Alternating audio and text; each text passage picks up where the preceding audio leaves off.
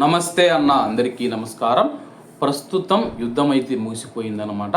అలాగే అమెరికా చూసుకున్నా సరే కానీ ఇప్పుడు క్యూబా పైన యుద్ధానికి అయితే వెళుతుందనమాట.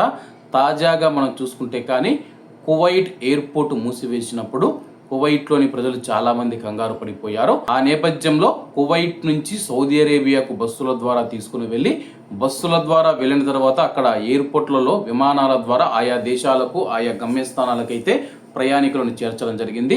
అలాగే కువైట్కు సంబంధించిన ఒక పైలట్ మనం చూసుకుంటే సౌదీ అరేబియాలో చివరి విమానం ఏదైతే ఉందో సౌదీ అరేబియాకు సంబంధించి చివరి విమానంలో ఆ యొక్క పైలట్ అయితే కువైట్కు బయలుదేరుతూ ఉన్నాడనమాట.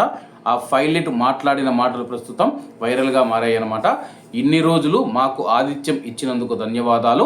అలాగే మా కువైట్ ప్రజలు చాలామంది విదేశాలలో చిక్కుకుని పోయారు. అలాగే కువైట్లో ఉన్న ప్రవాసులు తమ యొక్క కుటుంబ సభ్యులను కలుసుకునేందుకు తీవ్ర ఇబ్బందులు పడుతూ ఉన్నారు. ఆ సమయంలో మేమున్నామని చెప్పేసి తమ యొక్క ఎయిర్పోర్ట్లను ఉపయోగించుకునేందుకు సౌదీ అరేబియా అనుమతినిచ్చింది. కువైట్ విమానాలు నడిపిన కాలంలో చేసిన ప్రయత్నాలకు గాను ఒక కువైట్ పైలట్ సౌదీ అరేబియాకు ధన్యవాదాలు తెలిపారు.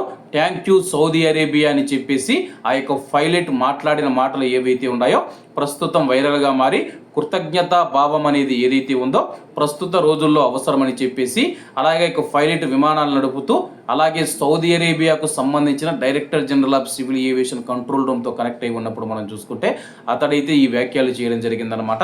మీరు ఇన్ని రోజులు మాకు ఆతిథ్యం అందించారు, మాకు మా యొక్క ప్రజలకు మీ యొక్క ఎయిర్పోర్ట్లను ఉపయోగించుకునేందుకు మాకైతే అనుమతి ఇచ్చారు, మీకు ప్రత్యేక ధన్యవాదాలు కృతజ్ఞతలు తెలియజేసుకుంటానని చెప్పి అతడైతే మాట్లాడి బయలుదేరి రావడం జరిగింది.